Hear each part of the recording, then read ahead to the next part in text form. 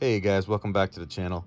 So today we're going to be taking a look at the Super 7 Ultimates Cobra Bat. And this is the comic edition. So it looks a little bit different than, what you might think of when you think of the Cobra Bat.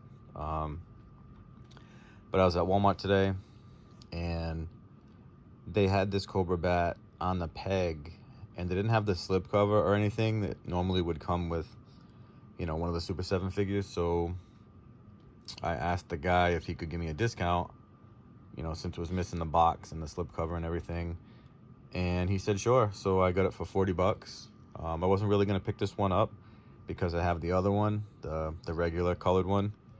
But I ended up really liking this guy. So I decided to do a quick video and show you guys what he comes with and, what he looks like. I think he's a pretty great figure. So let's start things off by taking a look at some of the things he comes with.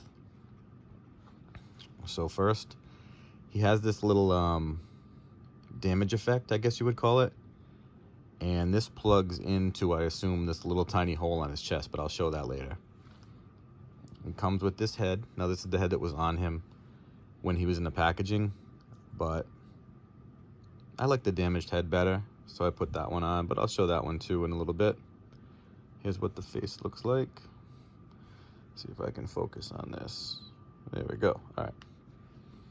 And then he comes with a bunch of different hands. So we have this like grasping hand. And these have the wrist swivel, I guess you'd call it, or hinge, I guess. And they spin. And they also would spin here because they peg in, but so that's pretty cool. Comes with left and right of both of those. He comes with same articulation for the fist, a fist for each hand, just like the other ones. They look pretty cool, well painted, everything looks great. Here's the second one. And he comes with these hands, which are slightly different. They have a different sculpt to them. They look more mechanical as opposed to the smooth back of these ones. So maybe these are supposed to be damaged, like battle damage, but I don't know. They look cool. All of them look cool, except for these ones. They don't have the hinge. They're like not articulated. You can spin at the wrist, obviously, when it pegs in, but they don't have any articulation. At least I'm just making sure it's not. Oh wait, never mind. They do have the just really tight. I just had to like break the paint seal, I guess. But they definitely don't have the hinge. You can see the hinge here when you look at it. You can see the spot where it is. And these ones just don't have that. But those are the hands it comes with. It comes with a total of, I guess, 6 hands? Yeah, 6 hands. All right. Next thing, which I thought was pretty cool, he comes with this. I believe these are like the radiation crystals from that episode where Snake Eyes gets radiated and that hermit guy has to save him with all the wolves and he meets Timber. And this thing is really cool. We'll get to these pegs later because, like I said, I think this is a great figure and I ended up really loving it. But there are some weird things about it that I'll point out. But these are cool. It's got this cool canister backpack. I'm sure you could fit more stuff in here if you wanted to, like throw some extra arms or whatever in here. But these actually come out. All 3 of them do. And these are just like little... Now, I could be wrong, but I'm pretty sure these are like the little radiation crystals from that episode. Might be way off. Could be something else. I don't know. But I'm pretty sure that's what these are. I haven't seen the show in a long, long time. But if I could get this to go back in here, it would be great. Oh, crap. I dropped it. All right, there we go. All right, well. I thought this was a really cool thing for them to add. But it's like impossible to do on camera somehow. There we go. Got it. All right. So I thought that was a really cool thing for them to include. I wish these like clicked shut. They just kind of don't click, but they're still awesome. Still love them. Now let's take a look at the figure. So like I said, I have the battle damaged head on him. take a quick look at that. See if I can get to focus a little bit better. There we go. So it just looks like he has a cracked faceplate and a dent in his head. I thought that was really cool. One of the additional arms he has is the claw. I wish it had a hinge here so it could move, but that's all right. And he has another gun holding hand, and this one is hinged and rotates, has the good articulation. Guns are painted chrome, which I thought was really nice. No hole in the end of the gun for a blast effect, but that's all right. I don't know what this is for. It's a cool little, you know, chromed out piece right in his leg. If anybody knows, just let me know in the comments. I'm not sure what that's for. It looks like maybe something could peg on there, but nothing he has can peg on there. That's the little hole I was talking about where I believe this damage effect was supposed to peg in. But that would lead me to believe that the plastic covering for the chest could come off, but I'm afraid I'm going to break it, so I'm not going to mess with it. He also has a cool little silver gun that goes in this holster, which I thought was really cool. I love the, you know, little spots for accessories. It's got a little peg here. Goes in a little hole, but it's hard to do, so I'm going to leave it alone. The backpack. Now, if you notice, the backpack is crooked.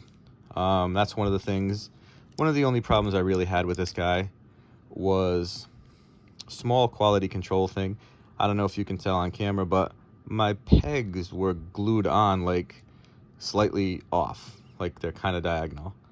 So the backpack is always going to be crooked.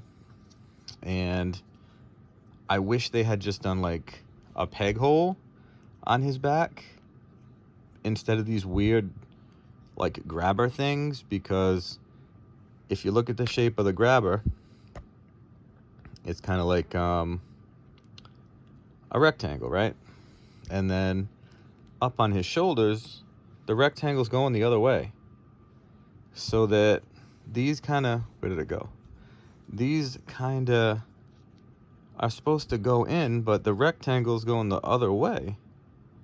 I mean, it works, but like I said, in addition to that, it makes a crunching sound, and I am really afraid I'm going to break these, especially since mine are crooked and they don't want to sit right anyway.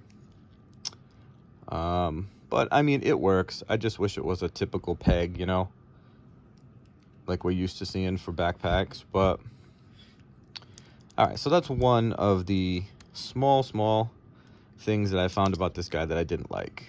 And before I put the backpack away, let me pull out the other arm parts. So he has what this looks like to be a laser blaster, I assume, or a flamethrower, whatever you want to pretend it is. I'm not too sure. Looks pretty cool though. And then he has this thing which kind of looks like a drill, or, you know, whatever, flamethrower, whatever you want to say it is. I wish I could focus. Come on, focus. You can do it. All right, well, this is the drill slash, there we go. Drill slash flamethrower, I'm not really sure what it is type thing. And then we have the other gun holding hand. So I guess there's a total of 8 hands. Well, I don't guess. There is a total of 8 hands. And that's it for the backpack. Like I said, one small gripe on the QC is that these pegs are, you know, diagonal a little bit. These ones aren't. These are perfect. They fit really well. But when you compare them side by side, I'm sure you can see that the ones on the backpack are crooked. Not a huge deal. Like I said, I love this figure. I think it's great. I'm really glad I got it. All right. The other small issue that I found with this guy is if you look here on the shoulder, you see this line right here and right here? That's from me. It didn't have that when it started, but when you lift the arm up, it rubs against that orange like flap thing, and I guess that's really sharp because this is not just a paint smudge. This is a cut. You can feel that. Like it made a cut in the plastic. A small cut, but still. You know what I mean. It's never cool to get any kind of damage, but it's all right. This is one that I plan on opening and having a good time with my kids with, so we'll let that slide. As far as articulation, you know, the head moves pretty good. It's on a ball peg in there, and it's got a good range of motion. Up, down, left, right, you know, typical. Shoulders move well. The joints aren't stiff. You know, some of my Super 7 guys are really stiff. He's got the bicep swivel. He's got even has rotation and a hinge at the elbow, and then of course with the arm pegs in, and like I told you on the wrist and the hands. Legs, hips go in and out. Even the knee joints aren't stiff. He's got the boot cut, and he's got no ankle swivel, but they pivot forward and back. Now usually, not usually, but a few of my figures for Super 7 are pretty stiff. This guy is not. This guy feels great. Very, very fun to play with. Not stiff in any way. I don't feel like I'm going to break him, except for that backpack piece that I mentioned. And I think he's great. I mean, he's a great figure. If you see him, go ahead and pick him up. Like I said, if you buy him at Walmart and they don't have the slip cover or the, you know, cardboard box, the mailing box, which they probably won't, you could ask the person working if they could hook you up with a discount. That's what I did, and I ended up getting this guy for 40 bucks. And I think he's worth every penny. I really like this guy. I'm wondering if any third-party companies make a better claw arm for him, or if any of my other Super 7 figures, like the other Super 7 Krang I have, I wonder if his ball and chain or axe piece or anything would fit this guy, because that would be pretty cool. But that's it, guys. That is the Super 7 Ultimates Comic Edition B.A.T, Battle Android Trooper. He's great. I highly recommend him. If you see him, pick him up, and I will catch you in the next video, guys.